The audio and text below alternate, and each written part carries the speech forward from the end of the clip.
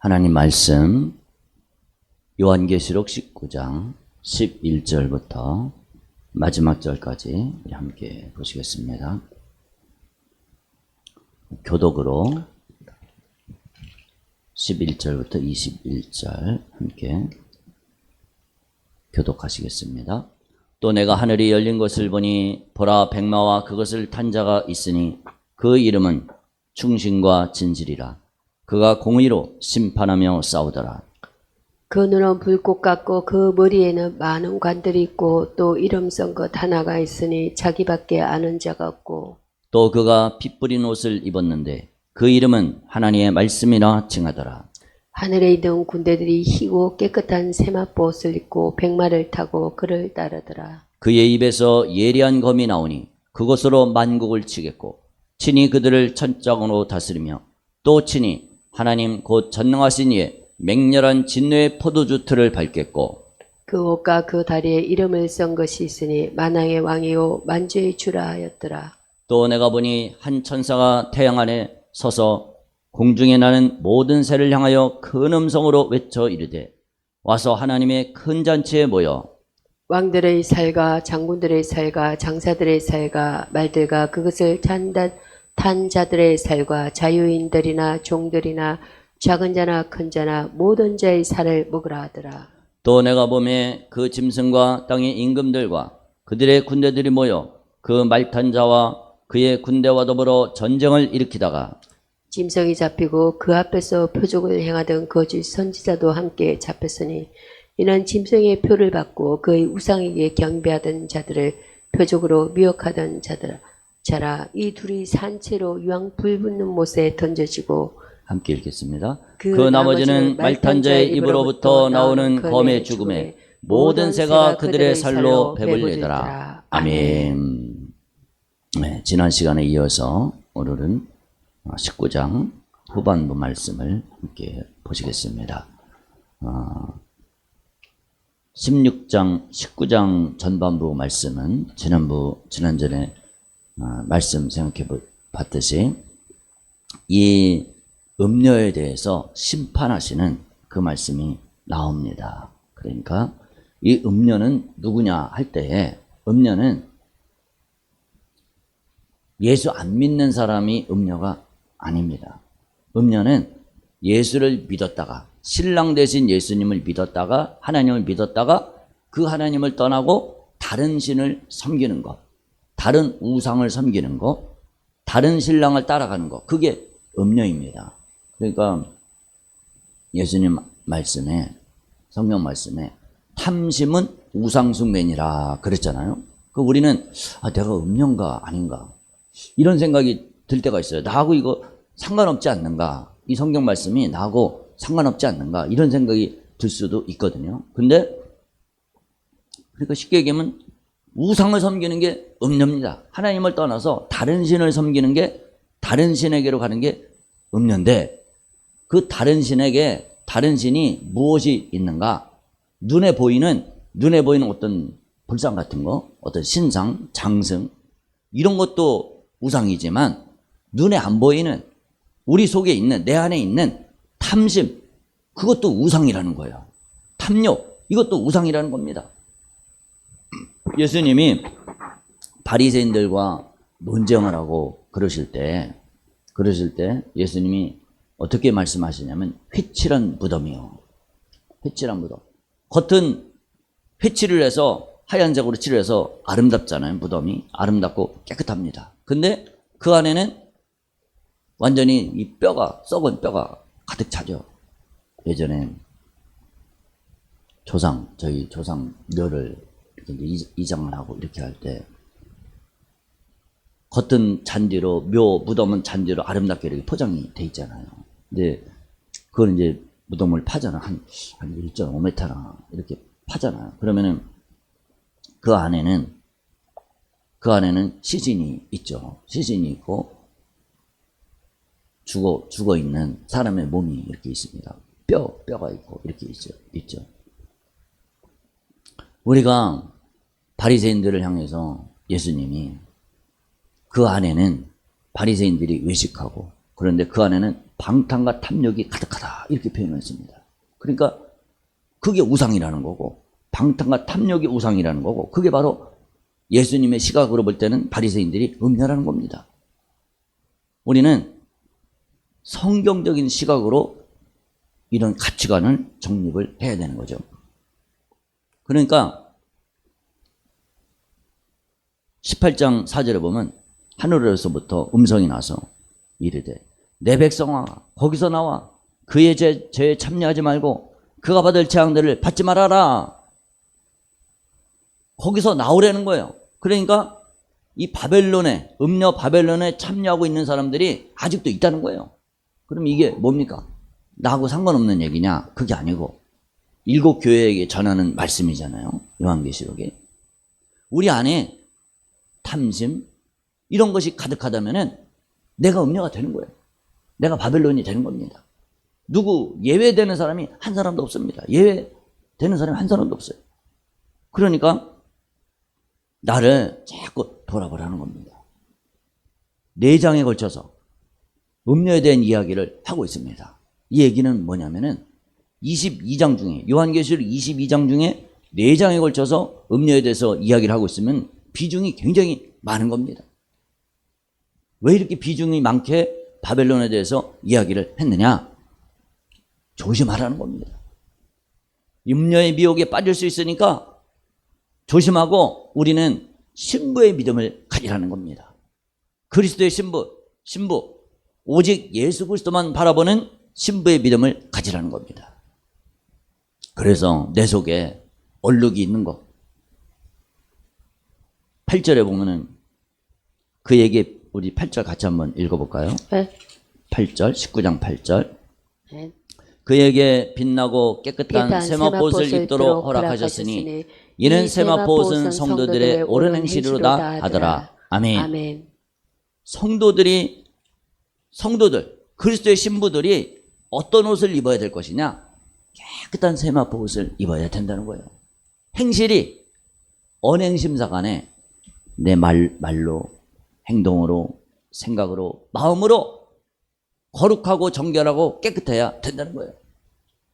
내가 깨끗해야 된다는 겁니다. 그럼 이 얘기는 왜 했느냐면은 왜 요한계시록에서 이런 말씀을 많이 할까? 성도 깨끗하다, 세마포옷이다, 또 옷을 빨아라, 희고 깨끗하다 이런 표현을 왜 했냐면 우리 안에 있는 이 점과 흠과 티가 아직 있다는 거예요. 그거를 얼른 찾아내서 다 깨끗이 제거시켜 내라는 겁니다. 저와 여러분들에게 점과 흠과 티 이런 것들이 다 빠져나가서 거룩한 하나님의 백성들, 온전한 하나님의 백성, 온전한 주님의 신부, 우리 모두가 주님의 신부가 다 되시기를 주님의 이름으로 축복합니다. 아멘. 그게 요한계시록의 메시지입니다. 우리는 거룩한 삶이 거룩한 신부가 돼야 된다는 겁니다. 신부는 무엇으로 단장을 합니까? 무엇으로 단장하냐면 사실은 성도가 순결을 유지하기 위해서는 뭐가 따라오느냐? 고난이 따라옵니다. 피치 못할 고난이 따라옵니다. 사도행전 말씀에 너희가 하나님 나라에 들어가려면 많은 고난을 당하리라 이런 말씀이 있습니다. 고난이 피치 못하게 다가옵니다. 베드로전서 4장 12절 13절도 사랑하는 자들아 너희를 연단하려고는 불시험을 이상한 일 당하는 것 같이 이상히 여기지 말고 오직 너희가 그리스도의 고난에 참여하는 것으로 즐거워하라. 이는 그의 영광을 나타내실 때 너희로 즐거워하고 기뻐하게 하려 함이라. 이 고난이 뭡니까? 고난이 죄를 멈추게 하는 역할을 합니다.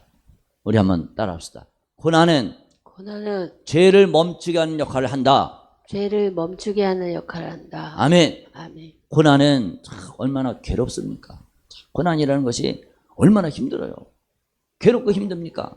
그러나 이 고난을 통해서 연단된 자는 죄를 멈추게 됩니다. 고난을 통해서 연단되면은 내 속에 있는 이 점, 흠, 티가 빠져나가는 겁니다.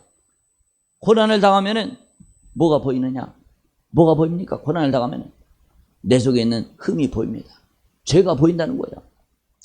거룩하지 못한 모습이 내가 보게 됩니다. 눈이 열립니다. 참 희한합니다. 꼭 고난이 와야 그런 게 보여요. 참, 저도 그렇습니다. 어떨 때 가끔 이제 몸이 아플 때가 있잖아요. 가끔 몸이 막 심하게 아플 때가 있어요. 막 견디지 못하고 배탈이 나거나 막 속이 막 뒤집히거나 막 이럴 때가 가끔 있습니다. 진짜 창자가 막 뒤집어지는 것 같아요. 그럴 때가 가끔 있습니다. 그러면은 예전에 한 번은 진짜 화장실 바닥에 그냥 쓰러져 있었어요. 한동안 화장실 바닥에 쓰러져 있었어요. 이거 변기 앉지도 못하고 막 정신을 못 차리겠어요. 막 도대체 앉아있지도 못하고 서있지도 못하고 그냥 쓰러져 있으면서 어떻게 합니까? 아이고 하나님 잘못했습니다. 살려주세요. 잘못했습니다. 살려주세요. 주님 나를 살려주세요. 그 말밖에는 못했습니다. 여러분 우리에게 고난이 오면은 나를 돌아보게 됩니다. 회개하게 됩니다.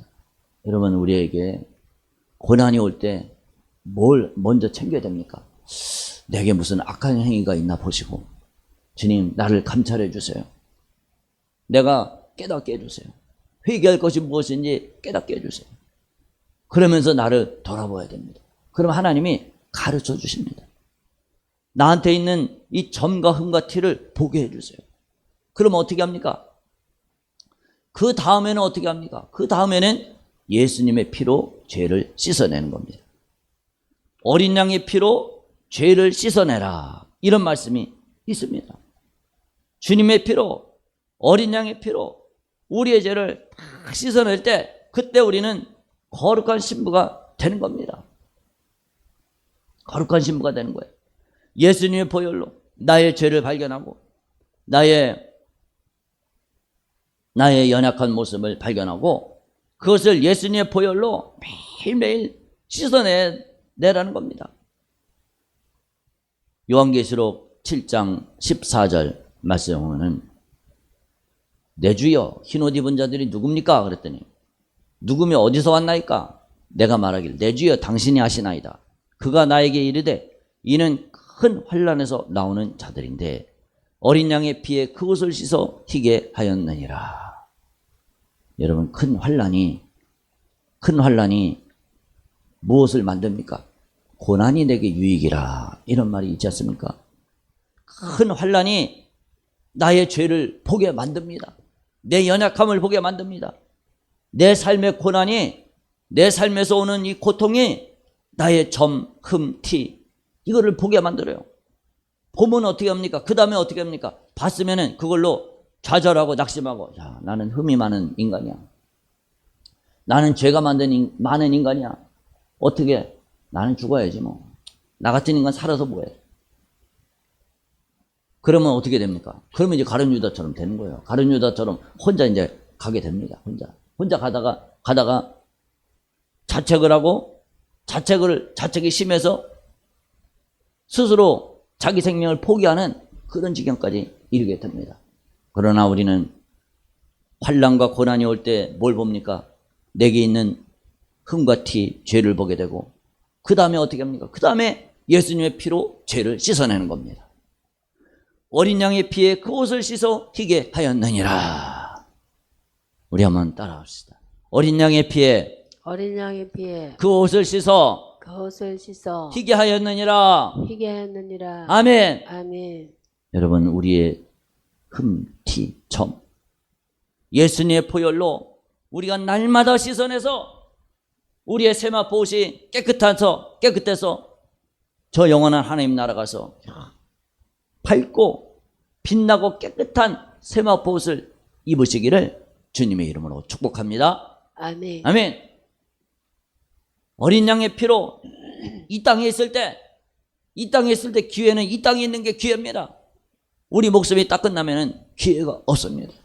이 땅에 있을 때 주님 고난이 올 때 주여 나의 죄를 발견하게 해주세요.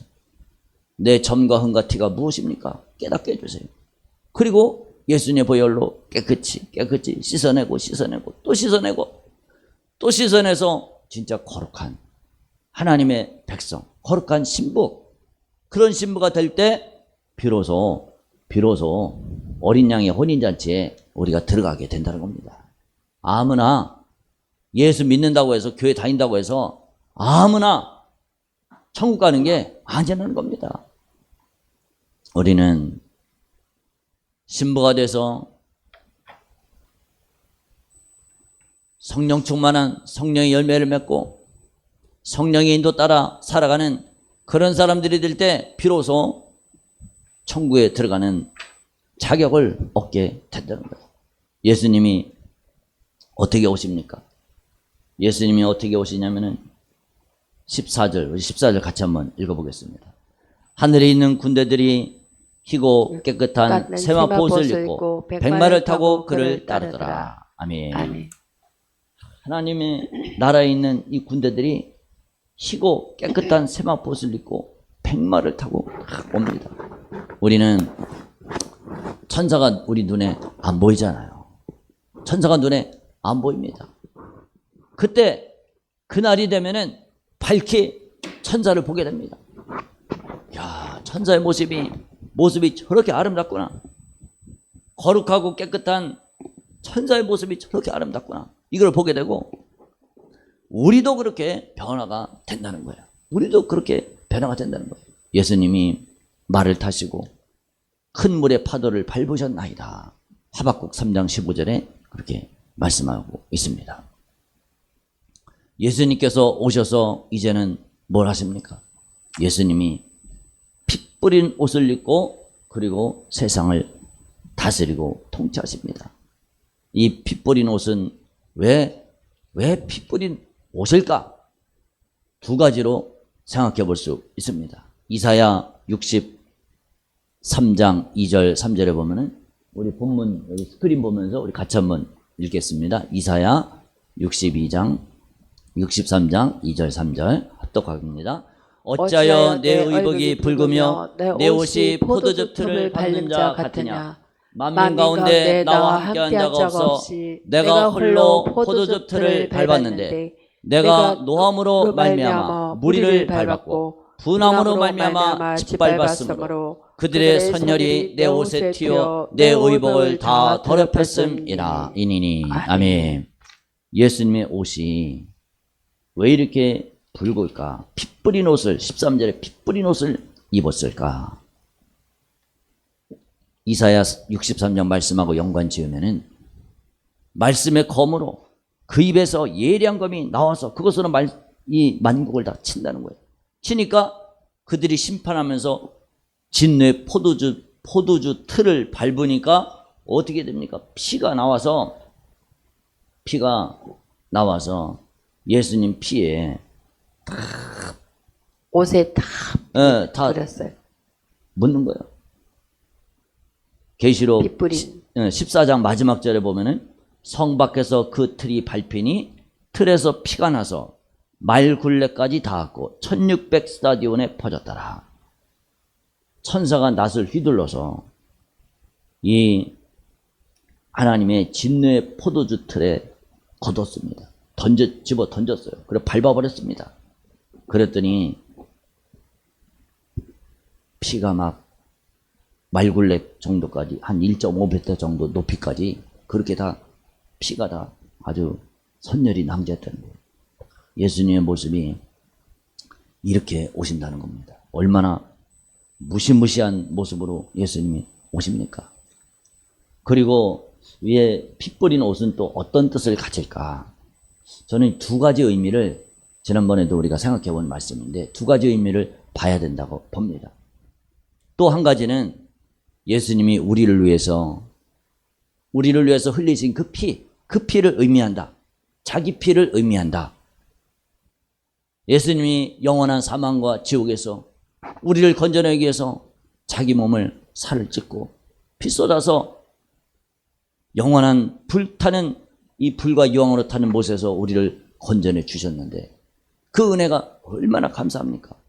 그것을 상징하는 의미로 예수님이 피 뿌린 옷을 입었다. 예수님의 이 피 뿌린 옷, 예수님의 그 십자가의 보혈의 공로를 받아들이지 않고 우리의 세마포옷을 씻어내지 않으면은, 그러면 어떻게 됩니까? 그러면 어떻게 돼요? 이렇게 되는 거예요. 이 진노의 포도주 틀에 밟히는 자가 되는 겁니다. 우리가 그런 운명이 되는 거예요. 불과 유황불 못에 20절처럼 여기에 던져지게 되는 겁니다. 그러니까 우리는 거룩한 한 해의 백성들이 되고 날마다 우리를 단장하는 믿음의 사람들이 되어야 된다는 겁니다. 이제 예수님이 통치를 하십니다. 15절에 보면 그의 입에서 예리한 검이 나오니 그것으로 만국을 치겠고 친히 그들을 철장으로 다스리며 또 친히 하나님의 곧 전능하신 이의 맹렬한 진노의 포도주틀을 밟겠다. 예수님이 초림으로 오셨을 때는 초라한 모습, 말구육간에 초라한 모습으로 오셨고, 돌아가실 때도 힘없는 열악한 모습으로 죄인처럼 취급을 받아서 아무 말씀도 안 하시고, 그렇게 아주 처참하게 진짜 짐승처럼 끌려다니고, 그렇게 모진매를 맞으시고 그렇게 돌아가셨는데 죄인의 손에 이끌려서 죽임을 당하셨습니다. 이제는 재림하실 때는 창조주 하나님으로 오십니다. 악인들을 철장으로 다스리는 만왕의 왕이요 만주의 주, 만왕의 왕이요 만주의 주님이신 그 모습으로 예수님이 오십니다. 그 예수님의 이제 본 모습이 드러나는 겁니다. 본 모습이 나타나시는 겁니다. 이 하나님 앞에 우리는 어떻게 되는 거예요? 이 하나님 앞에 무릎을 꿇게 돼 있습니다. 무릎을 꿇게 돼 있어요. 언제 우리가 무릎을 꿇어야 되느냐? 그날에 주님이 오시는 그날에 만왕의 왕이요 만주의 주 주님 앞에 다 모든 무릎이 다 무릎을 꿇는데, 그날에 비참한 모습으로 무릎이 꿇려지면은 안 되고, 현재 내 삶에서 예수님을 만왕의 왕이요 만주의 주님으로 예수님 앞에 무릎 꿇는 이런 삶이 될 때, 그때 우리는 영생 천국을 누리고 어린 양의 혼인잔치에 들어갑니다. 근데 만약에 현재 내 목숨이 붙어있는 동안에 예수님을 만왕의 왕이요 만주의 주님으로 인정하지 않고 예수님의 통치를 받지 않아, 현재 내가 호흡이 붙어있는 날 동안에 내 고집과 내 교만으로 살아가, 내 뜻대로 살아가, 예수님을 왕으로 영접을 해. 왕이 아니고 종이고, 하나님 말씀 무시하고 내 생각대로 살아가, 만왕의 왕이요 만주의 주님으로 그렇게 영접하는 자세로 살아가지 않아. 그러면 어떻게 됩니까? 이제 이때 주님이 오시는 그날에 포도주 틀에 밟히는 겁니다. 그날에 밟혀요. 그날에 밟힐래? 진노의 포도주 틀에 밟힐래? 아니면 지금 주님 앞에 무릎 꿇고 만왕의 왕으로 주님을 영접하면서 주님 뜻의 절대적인 명령에 순종하면서 살래? 이것이 우리 앞에 놓여진 주님의 메시지입니다. 예수님이 이제 오셔서 통치하실 때, 왕 노릇하는 모습을 볼 때, 그때 남겨진 악인들의 삶은 어떻습니까? 남겨진 악인들의 삶은 얼마나 비참합니까? 우리 18절 같이 함께 읽어보겠습니다. 18절. 네, 18절, 19장 18절 시작. 왕들의 살과 장군들의 살과 장사들의 살과 말들과 그것을 탄 자들의 살과 자유인들이나 종들이나 작은 자나 큰 자나 모든 자의 살을 먹으라 하더라. 아멘. 이때 다 죽는 겁니다. 다 죽어요. 새의 먹잇감이 됩니다. 새 먹잇감이 돼요. 새가 와서 그들의 살로 배불리더라. 다 죽게 됩니다. 이때 남겨지면은 형벌 그 자체가 됩니다. 이때 어떻게 됩니까? 예수님과 함께 왕노릇하는 모습을 보면서 이때 이 사람들은 형벌 당하면서 슬피 울면서 이를 가는 그런 모습으로 남게 됩니다. 마태복음 25장 30절 말씀에 보면 이 무익한 종을 바깥 어두운 데로 내쫓으라. 거기서 슬피 울며 이를 갈려라. 악인들은, 주님을 대적했던 악인들, 하나님 앞에 이 세상에 살아갈 때 주님을 왕으로 대접하지 않고, 주님을 만왕의 왕이요 만주의 주로 주님을 대접하지 않는 사람들은 이제 슬피 울며 이를 가는 그런 모습이 있게 된다는 겁니다. 성도들을 대적했던 자의 최후가 17절부터 쭉 나옵니다. 재림하시는 예수님이 제일 먼저 심판하는 대상이 누굽니까? 적그리스도와 거짓 선지자입니다. 이 사람들이 무슨 일을 했습니까? 온 천의 왕들을 미혹하고 성도들을 핍박하고 죽이는 전쟁을 감행을 했던 사람들입니다. 16장 14절에 보면 그들은 귀신의 영이라 이적을 행하여 온 천의 왕들에 가서 하나님 곧 전능하신 이의 큰 날에 있을 전쟁을 위하여 그들을 모으더라. 성도들 향해서 성도들 죽이는 전쟁을 감행했던 자들입니다. 짐승과 땅의 임금들과 그 군대들이 일으킨 전쟁, 이들이 성도와의 전쟁을 일으킨 겁니다. 저 성도들, 저놈들 아주 다 죽이자, 이렇게 전쟁을 일으킨 겁니다. 어떻게 됩니까? 그들이 요한계시록 6장 15절 17절 우리 여기 본문 스크린 한번 보면서 같이 한번 읽어보겠습니다.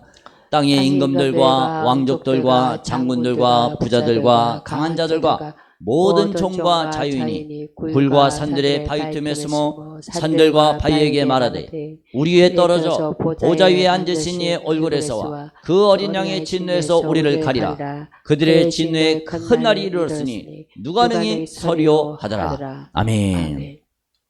이게 여기 본문이 사실 이 19장 여기 있는 이 본문이 후반부에 나와 있잖아요. 이 본문이 사실은 어디에 가야 되냐면 일곱째 납할 때 거기에 들어가는 본문입니다. 사실은. 그러니까 거기에 있는 내용을 이 후반부에 가서 정확하게 더 밝히 보여주고 있는 거죠.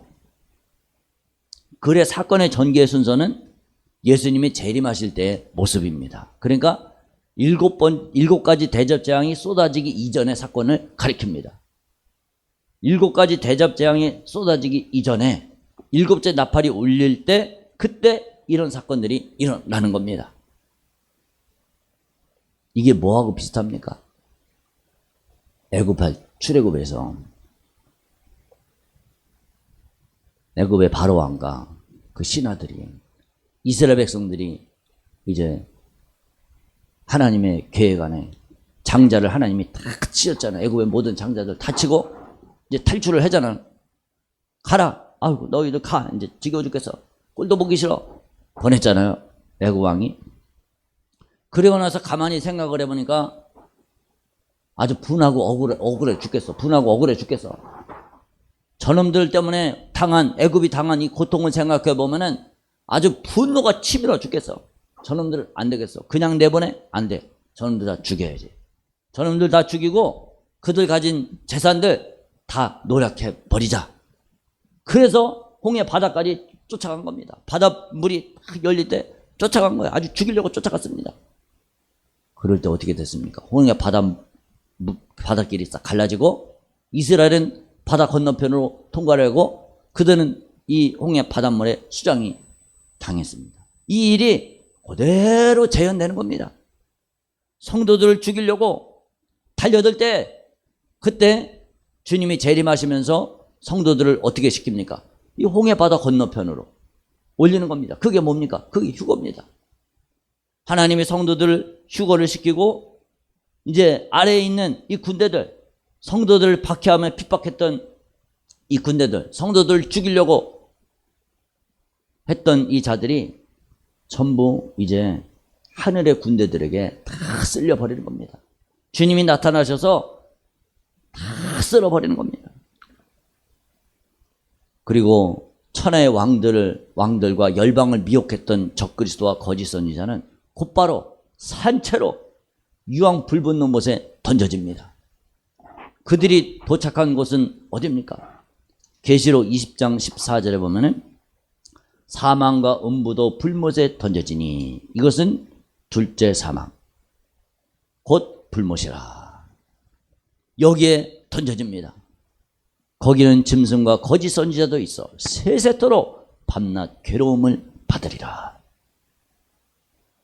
여기로 이 사람들이 1차로 심판을 당합니다. 그 다음에 1000년이 지난 다음에 마귀가 그곳에 던져지게 됩니다. 이 마귀의 추종자들이 이렇게 됩니다. 적그리스도와 거짓 선지자가 불못에 던져진 다음에 그들을 따랐던 악한 세력들은 전부 다 21절에 전부 다 죽임을 당했습니다.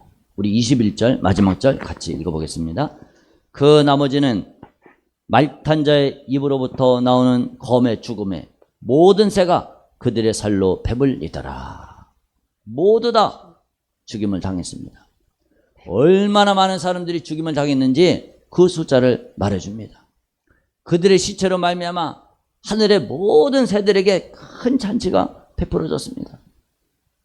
죽임을 당한 자들은 왕들, 장군들, 장사들, 자유인들, 종들, 수많은 사람들이 직위와 상관없이 전쟁에 참여를 합니다.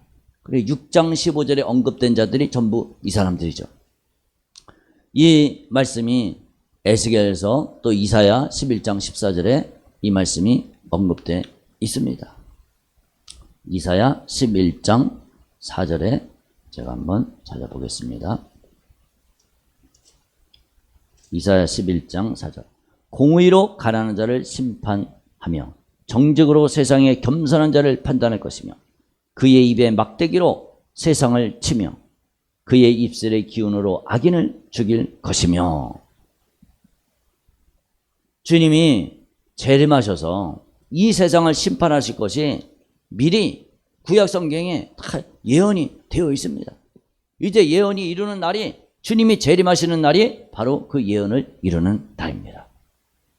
우리는 이런 거를 보면서, 이거를 보면서 이 사도 요한으로부터 증거된 이 계시의 말씀을 읽은 초대교회 성도들이 무슨 생각을 했을까? 무슨 생각을 했을까? 초대교회 성도들이 얼마나 박해를 많이 받았습니까? 아주 극심한 박해를 무지무지 받았습니다. 엄청난 박해를 받았어요. 황제가 주님입니다. 황제가 주님. 황제가 주인이에요. 나의 주인. 황제를 주인으로 섬기지 않으면, 황제에게 경배하지 않으면 전부 죽임을 당했습니다. 황제가 절대 권력을 가졌습니다. 사람의 목숨을 황제 손에 막 좌우지합니다. 좌우를 합니다. 황제 말 한마디에 사람들이 죽고 사는 권세가 이 황제 입에 달려 있습니다. 그러니까 예수 믿는 사람들이 박해를 받고, 그러니까 예수를 부인을 하죠. 예수를 부인하고 황제를 숭배하고 기독교에서 배신하고 신앙을 버리는 사람들이 많았잖아요. 이 메시지가 어떤 의미를 줍니까? 겁내지 마. 눈에 보이는 저 황제, 저 왕들이 너희들의 생명을 좌우지하는 것 같지? 웃기는 소리 하지 마. 거기 속지 마. 그거 믿지 마. 이 세상은 바로 나, 창조주 하나님, 알파와 오메가 되시는 바로 나, 하나님의 아들이 이 세상의 만왕의 왕이야. 그들에게 굴복하지 마. 그들의 운명은 어떻게 되느냐? 결국은 이렇게 돼. 결국은 말탄 자의 입으로부터 나오는 검에 죽고, 결국은 그들은 다 망해. 결국은 하나님의 진노의 포도주 틀에 던져서 다 망해. 인간은 아무것도 아니야. 거기에 굴복하지 마. 속지 마. 만왕의 왕이신 주님께 오직 하나님만을 바라보고 믿음을 지켜. 그들이 너희들의 생명을 좌우지하는 것이 아니야. 육신은 죽이고 영혼은 어떻게 하지 못하는 자들을 두려워하지 말고 영혼과 육신을 능히 지옥에 멸하시는 그분만을 두려워해. 저 로마 황제, 눈에 보이는 황제 아무것도 아니야. 눈에 보이지 않는 하나님, 그들을 영혼과 육신까지도 지옥에 멸하실 수 있는 그분만 두려워해. 그게 바로 요한계시록이 주치는 메시지입니다. 그러니까 이 계시록 읽는 사람들이 얼마나 위로가 되고 얼마나 힘이 되겠습니까? 아, 그렇구나. 우리가 로마 황제에게 굴복해? 굴복할 수 없지. 이 황제는 전부 하나님의 통치 안에 있는 거야. 하나님의 섭리 가운데 있는 거고. 그들의 종말은 이렇게 멸망으로 가지. 세상 나라, 하나님을 대적했던 자들, 하나님을 핍박했던 자들, 하나님의 백성들을 핍박했던 그 자들, 수많은 순교자들을 양산했던 그 로마 제국, 결국은 다 이렇게 망하는 거구나. 그렇구나. 그렇지. 우리는 오직 주님만을 신부로 삼고 주님만을 신랑으로 삼고 오직 하나님만을 섬기고 우리의 믿음 절대 변하지 말아야지. 이런 결단과 결심을 하고 믿음을 지켰습니다. 저와 여러분들도 우리 모두가 우리의 신앙을 위협하는 악한 권세를 다 이겨내고 만왕의 왕이고 만주의 주인이신 오직 주님만 믿고 주님만 섬기는 하나님의 백성들 다 되시기를 주님의 이름으로 축복합니다. 아멘. 우리 기도합시다. 주여, 내게 어떤 시련과 고난이 온다 할지라도 만왕의 왕이신 주님만을 두려워하고 주님께만 무릎 꿇게 해주세요. 이 시간 주여 3번 부른 후에 두 손 들고 우리 기도합시다. 주여, 주여, 주여. 아버지 주님의 은혜를 감사합니다. 주님, 오직 주님만이 만왕의 왕이요 만주의 주님이십니다. 아버지 주님이 오셔서 이 세상을 심판합니다. 눈에 보이는 세상의 권력이 다가 아닙니다. 주여, 이 세상 권력을 다 쥐고 있는 우리 주님만, 우리 하나님만이, 창조주 하나님만이 진짜 주님이십니다. 아버지여, 오직 우리가 주님만을 바로 섬기게 하여 주세요. 이 세상 권세, 이 세상의 모든 힘, 다 모든 것이 다 사그러지고 다 멸망을 당합니다. 아버지, 이 세상의 것에 무릎 꿇지 않게 해주세요. 이 세상 것에 무릎 꿇지 않게 해주시고 이 세상 것을 두려워하지 않게 해주시고 오직 하나님만을 두려워하며 주님만을 사랑하며 주님만을 섬길 수 있도록 붙잡아 주세요.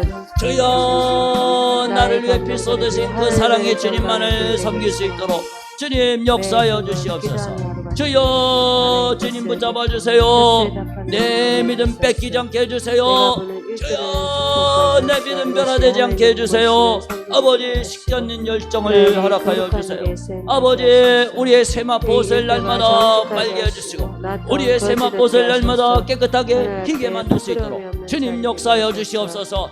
주여, 성령으로 붙잡아 주세요.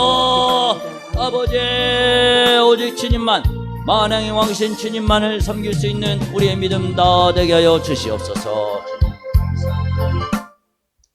하나님 아버지, 은혜를 감사합니다.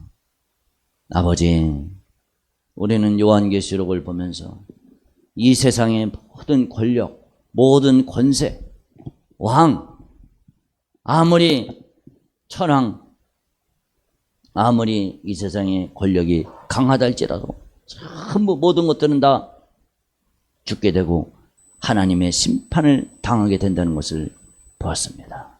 주님, 내가 무엇을 두려워합니까? 무엇에 무릎을 꿇습니까? 오직 하나님 앞에만 무릎 꿇게 해주세요. 육신을 죽이는 자들을 두려워하지 말고 영혼과 육신을 능히 지옥에 멸하실 수 있는 그분만을 두려워하게 해주세요.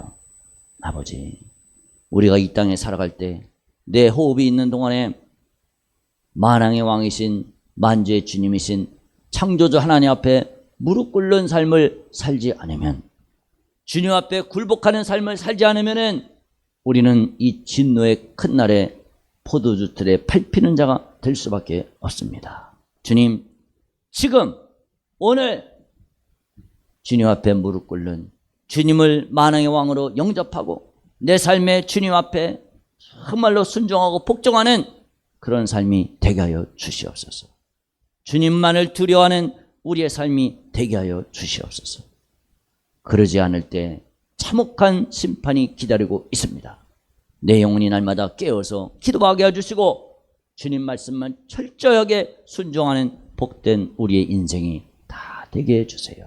그래서 신부의 믿음, 거룩한 하나님의 백성의 믿음 가질 수 있도록 역사하여 주시옵소서. 감사드립니다. 예수님 이름으로 기도드렸습니다. 아멘.